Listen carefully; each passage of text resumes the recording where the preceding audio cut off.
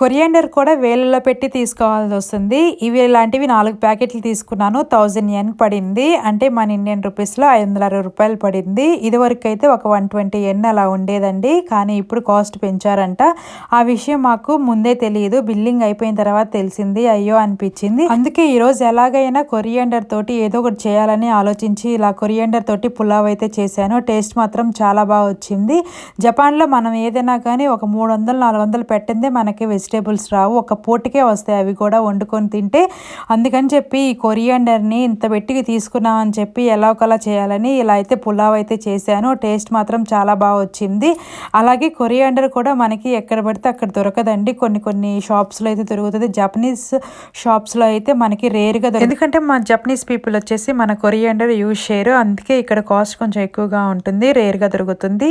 మన channel first time చూస్తే please subscribe. Bye bye.